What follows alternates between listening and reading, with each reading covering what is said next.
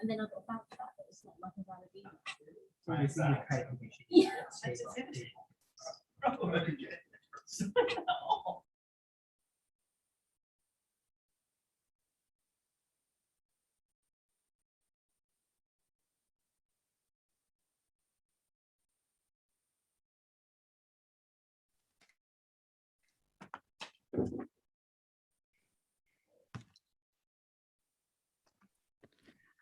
Hi, can I just ask the person with Mohammed Khan ID to let me know who you are? Thanks.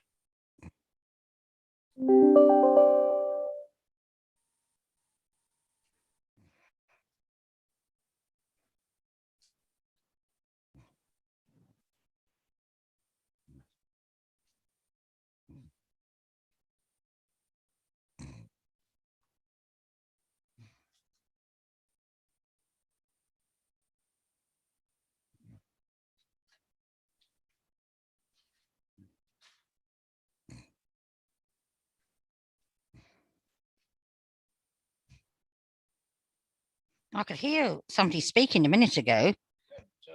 I even heard them too. And suddenly we got cut off.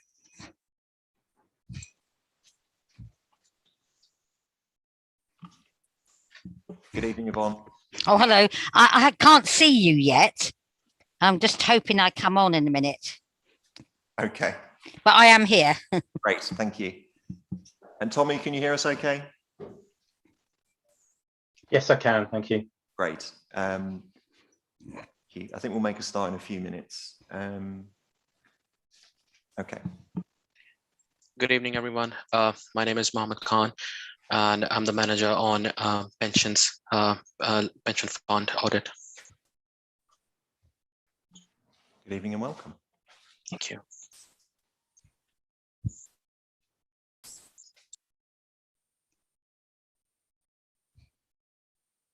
Oh,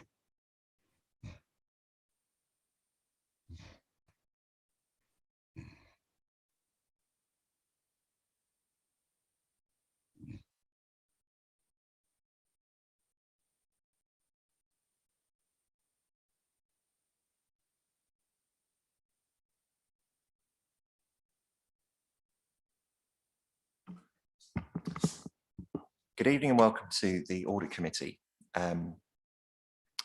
I'm Councillor Tim Murtaugh. I'm the chair of the committee. May I ask members to introduce themselves, please?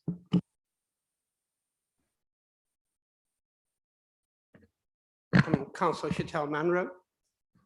Councillor Anthony Young. I'm Councillor Mick Beers. And joining us remotely, we have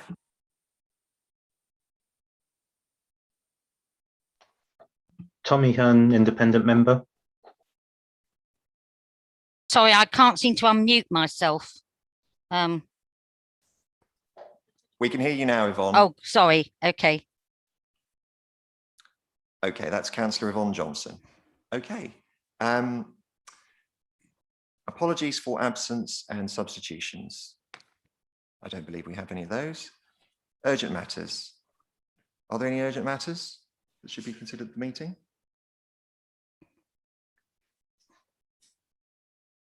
Was there any late items of business circulated? I trust members all received the additional appendices sent. Yeah, okay, thank you. Declarations of interest. To note any declarations of interest made by members. Does anyone have any to declare? None. None, thank you. We can see you now, Yvonne. Thank you. Okay. matters to be considered in private to determine whether any matters contain information that is exempt from disclosure. So if we do touch on any of those, we might have to do something with the live stream. Minutes. To approve the minutes of the previous meeting on the 27th of July. Now, just before we do that, I wanted to make a small amendment. Obviously, as chair, I think it should say that I was on paternity leave. Otherwise, it just looks like I wasn't there. So if you could just say I was on paternity leave, that would be, I'd appreciate that addition.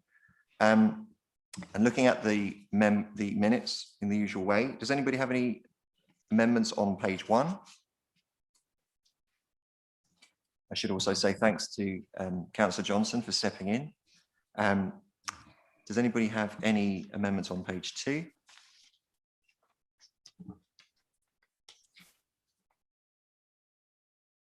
Anything for page 3 of the minutes? And finally, page 4. It would seem not. So subject to that minor change, are those agreed? Agreed. Thank you very much. And are there any matters arising from the minutes? Oh, we got sent some information by Mike Pinder. Somebody asked a question, he sent it out to us all. So thank him for that. Thanks, Mike. Do you want to say anything about that now or later on in the meeting? Later in the meeting's fine. Okay. All right. So looking at the main items, first up is Treasury Management Outturn. And Bridget, can you introduce this one, please?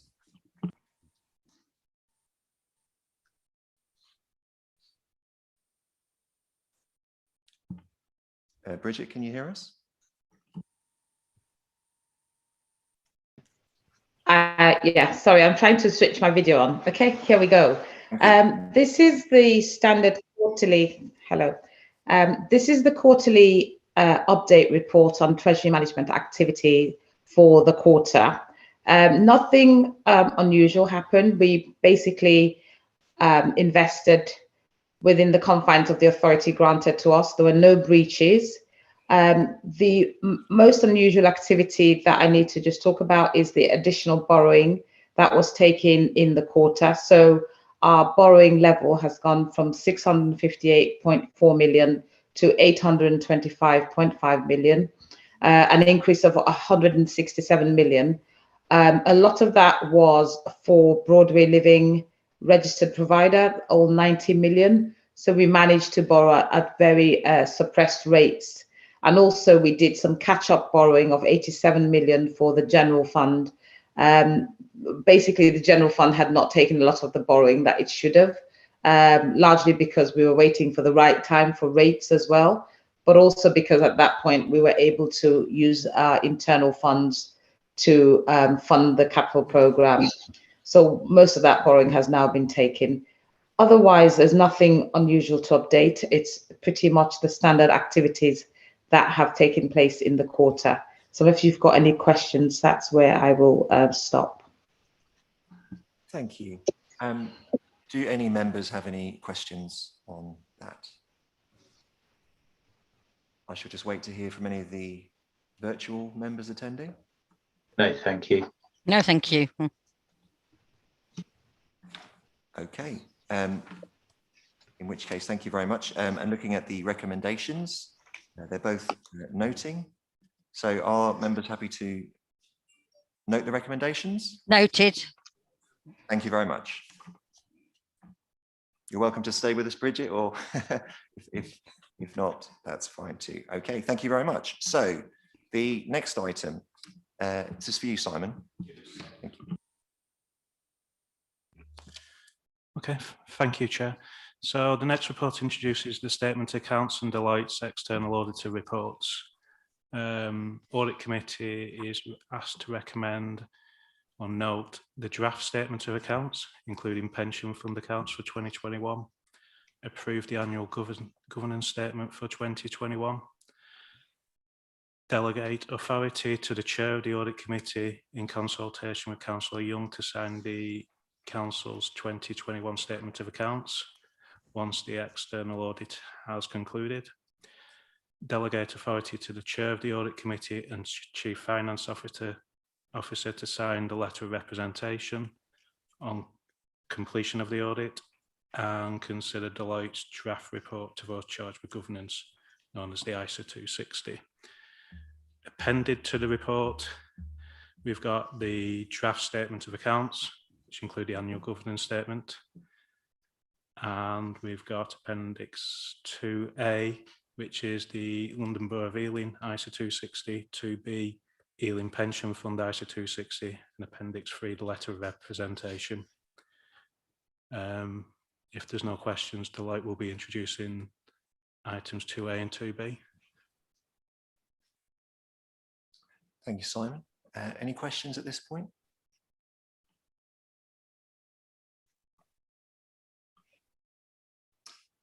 It would seem not. So over to Deloitte, is it?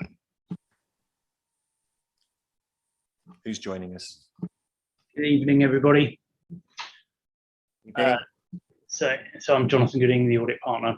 So we have two reports with you this evening.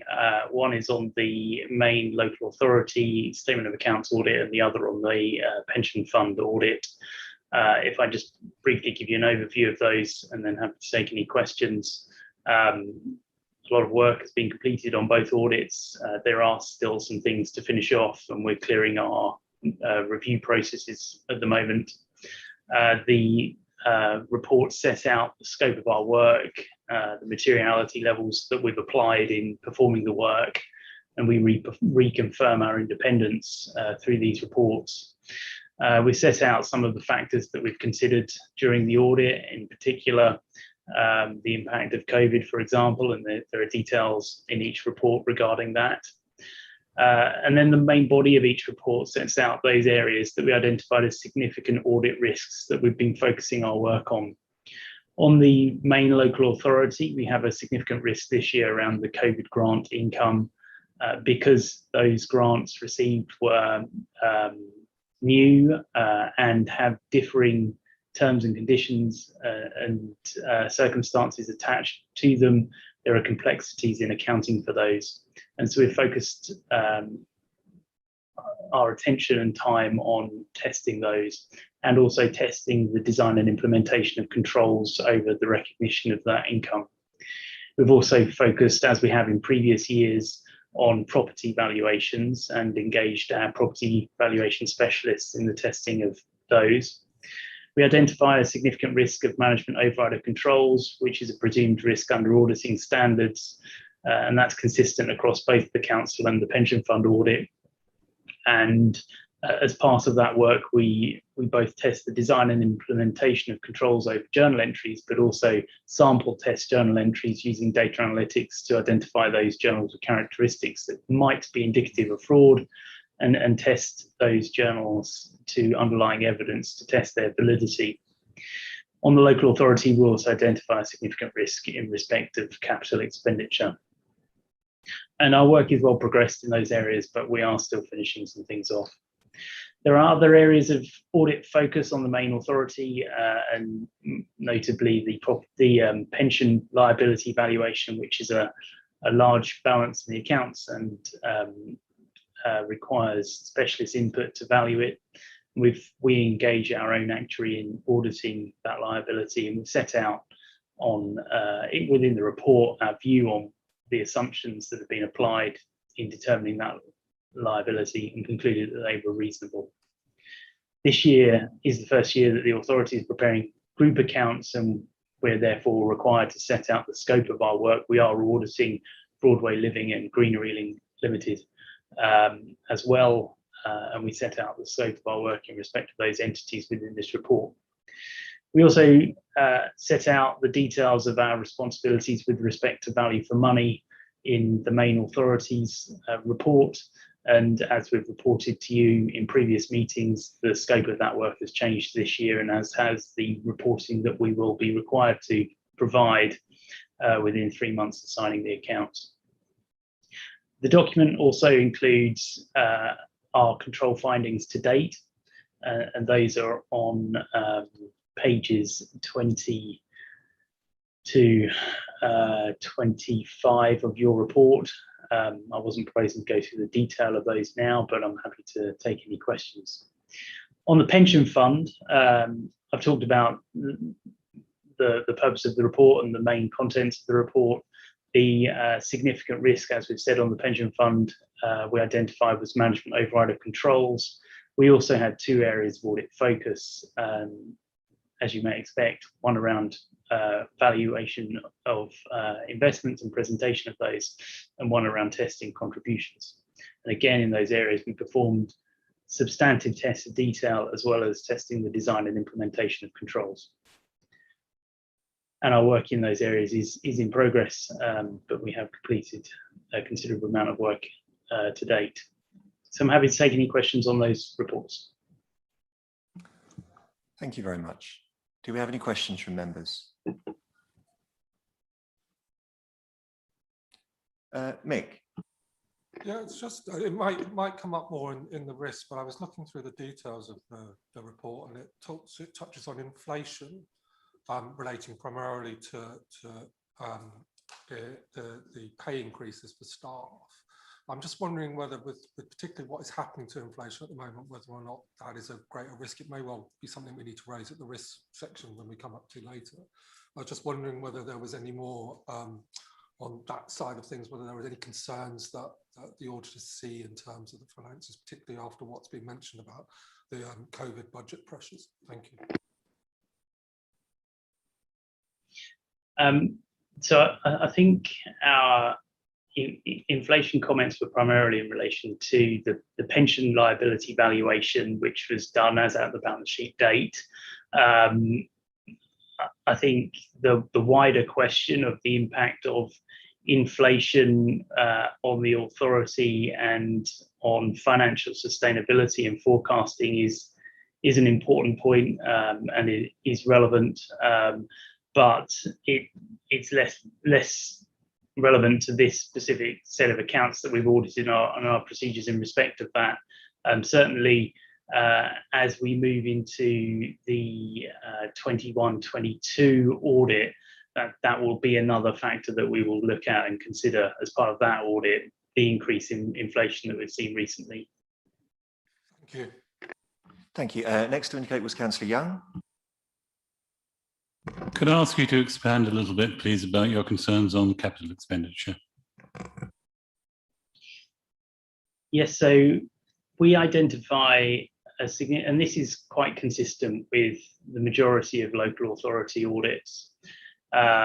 We identify a significant risk in respect of capital expenditure because there could be an incentive to capitalise spend that is actually revenue in nature, because of the differences in flexibility of using those budgets and the rules around how those that spend can be recorded. Because of that incentive, we identify as a significant risk. It's also an area that we quite often see errors across authorities where items are capitalised that don't meet the definition under the accounting standard of capital. And that's the reason we identify as a significant risk. It's not, it doesn't reflect a specific set of circumstances here that heightens the risk, other than the fact that you have a large capital spend. And so it is consistent with what we see elsewhere, and that's the reason for identifying it. Thank you. Councillor Munro. Yeah, sorry. I wondered, in terms of the large number of grants the local authority received, and you said you looked at it in detail. Are there any risks of, because I suppose the press is talking about HMRC looking at, loans, etc., being made wrongly, whether there would be any clawback if there was any weaknesses found in our systems? Our work in that area is still ongoing. So we are still in the process of testing the COVID grant income. The risk of clawback depends on the specific terms of each of those grants, and part of the complexity around the accounting for this is that some grants have conditions attached and some don't, and some it's not clear whether you would define what is in agreement as either a restriction or a condition. And these factors impact how you account for those grants. And so, like I say, we are still going through the process of testing that. But I understand that the authority has worked on the basis that where there is a risk of clawback, or if conditions have not been met, that they have deferred those amounts on the balance sheet rather than recognising them in income. Thank you. So that's everyone in the room. Does any of our... Tommy's got his hand raised. Thank you, Tommy. Yes, please go ahead. Thank you. My question is probably one more for management, or if they're not present, perhaps Jonathan, the response you've had from management to your significant findings that you referred to on page 20 onwards, especially the high priority ones, whether they've been accepted and they'll be addressed. I'm conscious quite a few of those were raised in the prior year as well, and are raised as high priority again.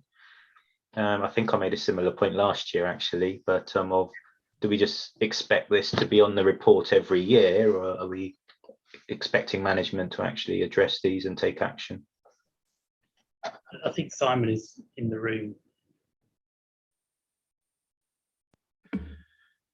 Hi, so I think where we are with the debtors and creditors, we've seen a direction of travel of improvement over the past 2-3 years. Where I think we currently are, we've still got some maybe legacy balances, which we're working on with Deloitte. What we've also, as a process, is we've implemented a quarterly balance sheet, a complete balance sheet review.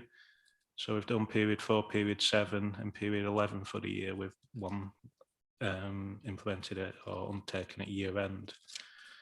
I think priority on the next one, the depreciated assets, that's sort of a housekeeping. Like I said, we've as a team, we've been under audit for some 2.5 years now, so we just haven't had that sort of space where we can do that review and reflection. And this is one of those items where, the team just need to do the housekeeping on the asset register. Some of it is down to sort of legacy issues in the way capital spend was capitalised to the asset register. It makes it a little bit more difficult. And the preparation of accounting papers, because I think that had a significant impact on audit timing and ultimately fees as well. Yeah, although our deadlines were extended, we published right up to the end of July, and obviously the audit starts from the 1st of August. So whilst we had the draft accounts out, we were just finalising some of our working papers to hand over to the auditors on the accounting policies. There's consideration of bringing those to the next audit committee, so members can review the policies prior to the year end, which I think is good practice. Is there any? Thank you. Jonathan, if you may comment, I don't know if you've got confidence from management's response that your findings are being taken forward, and your recommendations, I should say, are being taken forward. So there has been some improvement on the previous year. I recognise the challenges that Simon and his team have had around timing of some of these points.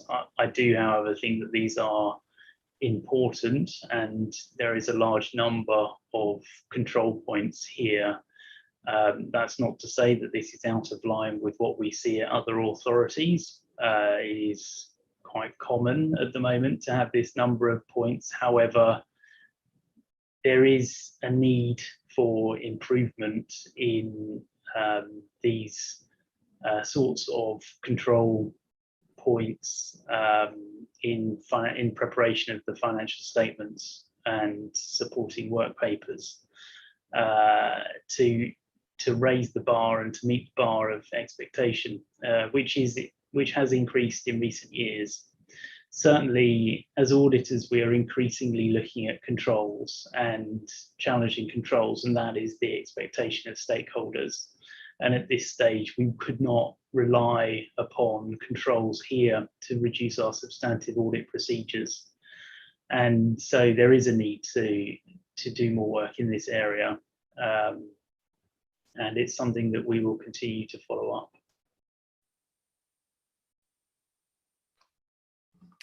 Thank you. Any further comments or questions from members?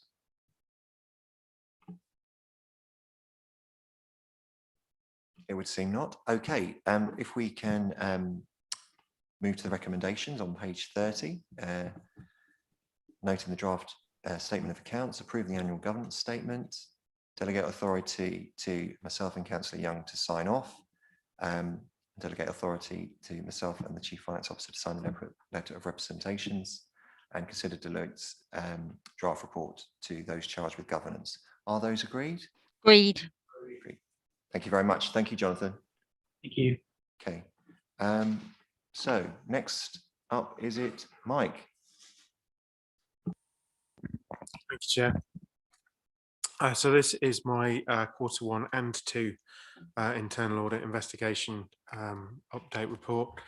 So it's the usual form. So all the planned items are listed in 4.4, and then we've completed 7 reports in the period, 3 of which were limited assurance, and a summary of those has been provided in response to members' questions at the last committee. I've tried to give a bit more information and the action plans in terms of the management response on these issues as well. So I draw your attention to the tables at 4.5 on page 232 and 233. I'm pleased to report overall good progress and that we're on target in terms of completion of the plan for the year, and most of the work is now scheduled in for the rest of the year. Section 5 sets out in more details the full status of recommendations, as again requested by our committee last time. As you'll see, overall implementation at 85% is good. There are a number of recommendations which were partially implemented. Some of those aren't, I'd have expected to have been completed more promptly, but there are reasons why, such as they were going to implement a system. When they explored that route, it didn't work, so they've gone down a different route. But there has been action and it has been progressing, and we do follow all of these through until they're absolutely implemented. Moving into the counter fraud area. So I'm pleased to say we're back out banging on doors and walking the streets doing our fraud work after the pandemic. We looked at the targets and previously we've set those based on a 3-year rolling average. I didn't want to include last year because I kind of wanted to get back onto normal performance. So our overall performance, I'm quite pleased. We're not far behind on most of that, and particularly in terms of sanctions and outcomes. As you'll see, there's 412k worth of savings, notional and actual, from reactive work, and we've got 215k on proactive work. So we're very firmly back in business on that. Any questions?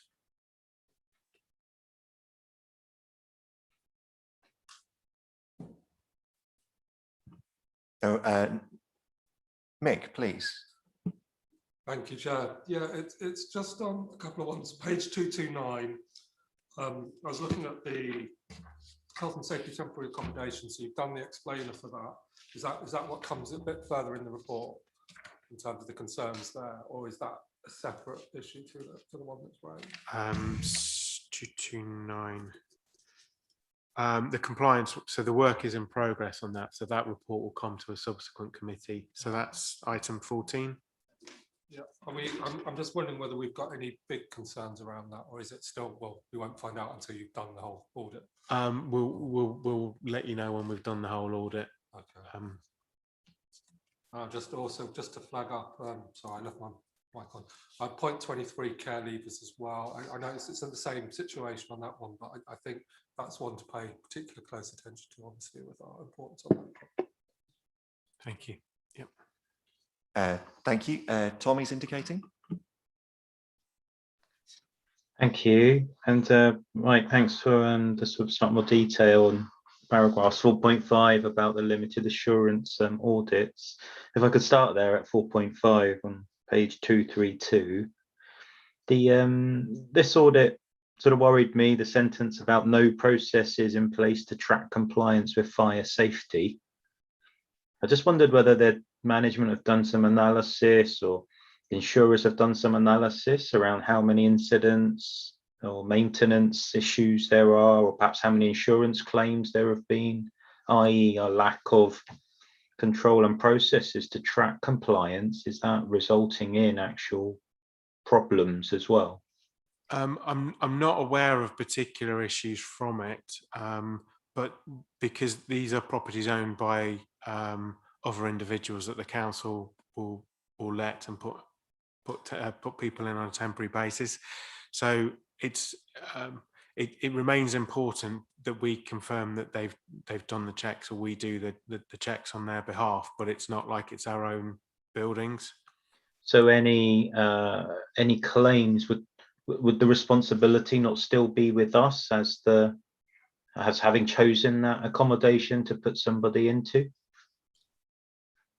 No, it would be the property owner that needs to ensure that. Okay. Thank you. It seems so. Okay, great. And on page 235, paragraph 5.2, on your breakdown of the actions, actions from 17-18 and 2018-19, 2019-20 even, I think those partially implemented ones, I guess it begs the question, they're so old, are they still relevant is the question, and have we moved on? The original recommendations not as relevant, and do we just need to close these, or if not, are they getting enough attention? I mean, to be open, appreciate COVID, but things from 2017-18 feel very, very old. So I think some of them are quite important areas. We have been following them. We have seen progress, and movement on. Sometimes that stops, or sometimes, like I gave an example. I think the Aggresso application, there was going to be a system change that would address it, but when they actually explored that, having taken a significant period of time, that didn't actually work. The risk remained, and now they're looking at an alternative solution. If it was in the past, we have superseded stuff because things changed, or we've gone back and audited it. Like we're looking at some of the health and safety at the moment, and we'll reissue the recommendations or confirm that the stuff has been done in more detail. So we do pick up those, but I mean, it's again, I think it's that audit thing, isn't it? We're picking on the kind of very small outstanding matters, which is right, but we are following up where we think it's important that we need to continue to do so. But yeah, we do revisit and go, actually, you know, the time has passed, some of the risk has passed, and sometimes, you know, there's 5 elements to address stuff. The key risk has been addressed, but they haven't fully implemented everything. But you know, I do take your point and challenge, and I think it's important to continue where we feel it's necessary, and we will continue to follow that up and let you know when it's done. And I will flag anywhere I've got particular concerns that it still hasn't been addressed. I think that's the main thing, what we can do to help you and support you if you're flagging. You still clearly believe these, you know, 8 actions from from 2017 through to 2020 are important enough. They're high priority ones. They're not low priority actions. You deem them important enough to keep them on there. But if you feel management aren't doing enough, then how this committee can help you get that message across to prioritize it, really.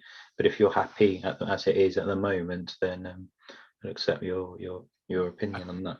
I agree, and I think that's helpful to know. And I do remind officers that these things are going to audit committee, and that you will raise questions, and that actually they may even be called in if that's necessary. It does tend to have a useful impact on moving these things on, and I appreciate what you're saying, and that's helpful. Thank you.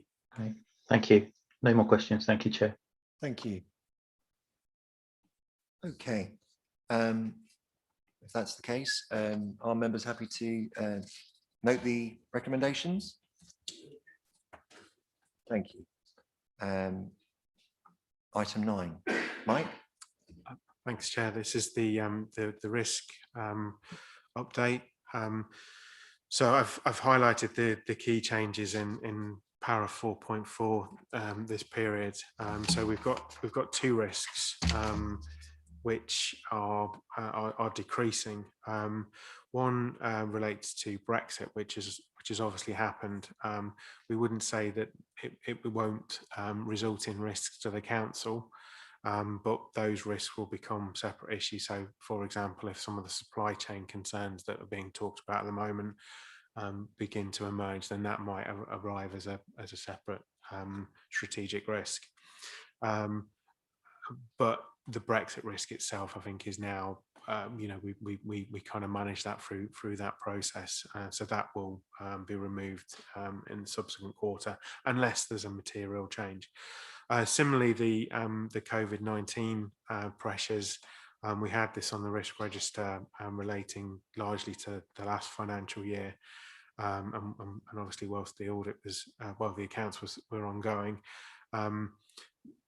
and we had uncertainty about what grants and income we were going to get to cover the additional costs and those kind of things, and putting the council under significant financial risk. Obviously, additional funding was received, and that risk was reduced. However, there is still some COVID-related spend. Most of that is currently being covered. There is likely to continue to be COVID-related pressures.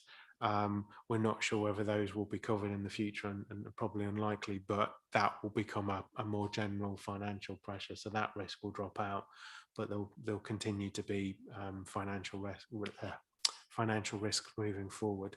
So again, that one's likely to drop off next quarter, unless there's a material change in the meantime. Any questions? Thank you. Tommy, you indicating? No, sorry, that's nothing from me. Thank you. It's a legacy one. Okay. Members seem to be. Oh, Mick, please. Sorry, it's me again. I just definitely want to say thanks very much for the updated heat map. That's good. I'm really glad that that's back, because it did enable me to sweep in and look at things quite easily. And I like the fact that a lot of stuff is centered on that. I won't go into too much detail because I can't remember whether it's gold pages or not. I just wanted to ask about the general strategic risk. I'll do this in a general way, so I don't think we need to go into closed session. Obviously, there's been some or announcements regarding changes at the top of the organisation. Do we consider that to be something that the SRT needs to look at as a potential risk in terms of replacement and recruitment, or are we quite content that everything will be fine going forward, because this is what happens in local government? It's a good question. I think probably something that I need to take back and discuss as to whether it's perceived to be a risk, and what that risk would be, and how much we manage it. And I think it's probably worth a conversation, and then a decision from management as to whether they feel that's something that needs to appear on the risk register, or if it's, as you say, more of the same. I think, thanks for that. That's helpful. Sorry to jump back in, Chair. I think if we can hear about that and any mitigating factors, that would be interesting, particularly maybe for the next meeting. So, thank you. Thank you. Nobody else seems to be indicating. So are we happy to agree the recommendations for the report? Agreed. Thank you. And thank you, Mike. So finally, item 10, this is when you, Simon. Thank you, Chair. So the final report sets out the proposals for appointing the external auditor for a 5-year period from 23-24 to 27-28. The recommendation is that Audit Committee recommend to full council accepts the public sector audit appointment, PSAA, invitation to opt in to the sector-led option for appointment of external auditors for the 5 years commencing the 1st of April 23. Just some highlights from the report. 2.2 reference that full council do need have to make the decision. 2.3 if we are to opt in, we have to inform the PSAA by the 11th of March. 3.3 I think just worth noting, they refer to there's 9 local audit firms out there at the moment, and that's probably more relevant when we look at the options available in 4.1. The options to audit, we can appoint our own auditor, we can appoint with another authority, whether it's a neighbouring London borough, or we opt in to the PSAA public sector appointments. And some of the pros and cons are identified throughout 4.3 to 4.8. Thank you. Thank you. Something to think about. So does anybody have any questions or comments on that?